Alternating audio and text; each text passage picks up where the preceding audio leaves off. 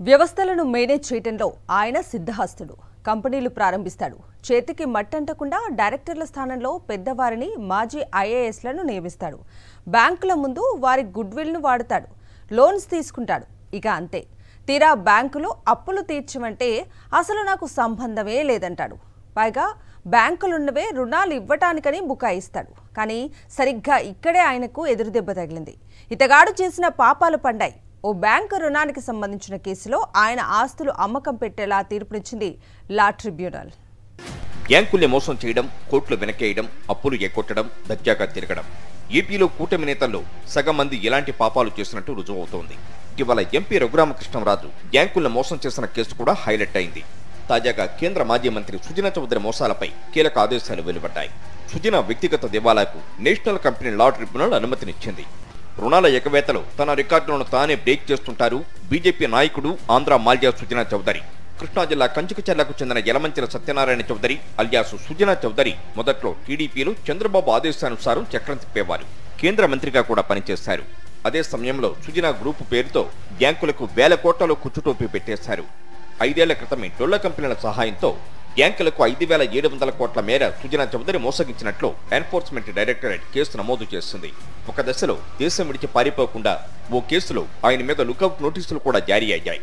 2018లో సుజనాపై ఈడీతో పాటు సిబిఐ కూడా కేసు నమోదు చేయగా 2019లో ఆయన బీజేపీలో చేరారు.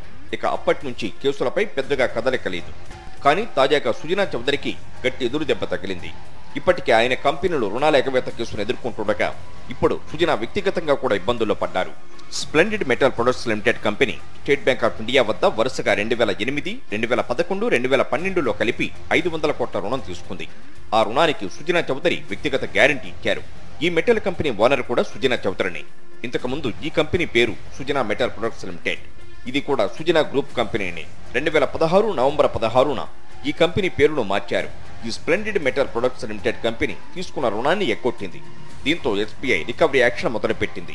సుజనా చౌదరి వ్యక్తిగత గ్యారంటీ ఇచ్చారు కాబట్టి ఆయన వ్యక్తిగత దివాలా ప్రక్రియ ప్రారంభించి పరిష్కారం చేపట్టాలని ఎన్సీఎల్టీలో పిటిషన్ దాఖలు చేసింది. సుజనా చౌదరి ఆస్తుల మదింపుని చేపట్టాలని, వాటిని వేలం వేసి రుణాలు చెల్లించాలని ఎస్బీఐ కోరింది.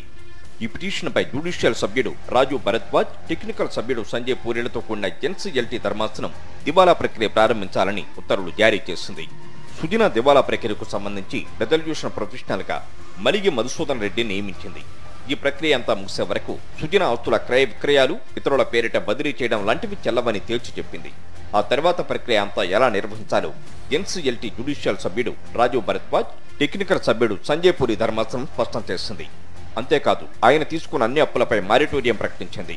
వ్యక్తిగత పూచీకత్తు ఉన్నందున అన్ని అప్పులకు సంబంధించి 180 రోజుల పాటు మారిటోరియం వర్తిస్తుందని ఎన్సీఎల్టీ తెలిపింది. ఈ మారిటోరియం సమయంలో సుజనా చౌదరి తన ఆస్తుల క్రయ విక్రయాలు చేయకూడదు. ఇతరుల పేర్లపై బదిలీ చేయకుండా నిషేధం ఉంటుంది. సుజనాకు అప్పులిచ్చిన వారి నుంచి వివరాలు కోరుతూ పబ్లిక్ నోటీసు జారీ చేయాలని రెజల్యూషన్ ప్రొఫెషనల్ గా నియామకమైన మధుసూదన్ రెడ్డికి సూచించింది. మా ఉత్తర్వుల కాపీ ఎన్సీఎల్టీ వెబ్సైట్ లో అప్లోడ్ చేసిన 7 రోజుల్లోగా ఈ నోటీసులు జారీ చేయాలని కూడా క్లియర్ కట్ గా తెలిపింది. నోటీసులు జారీ చేసినప్పటి నుంచి కనీసం 14 రోజులు లేదా గరిష్టంగా 28 రోజుల్లోగా రెజల్యూషన్ ప్రొఫెషనల్ రుణదాత భేటీ ఏర్పాటు చేయాలని తెలియజేసింది. ఒకవేళ సుజనా చెల్లింపుల విధానానికి రుణదాతలు అంగీకరిస్తే అంతటితో ప్రక్రియ ముగుస్తుంది.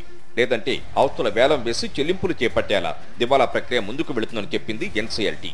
దీంతో ఇప్పుడు ఏం చేయాలో దిక్కుతోచని పరిస్థితుల్లో పడ్డారు ఆంధ్ర మాల్యా సుజనా చౌదరి.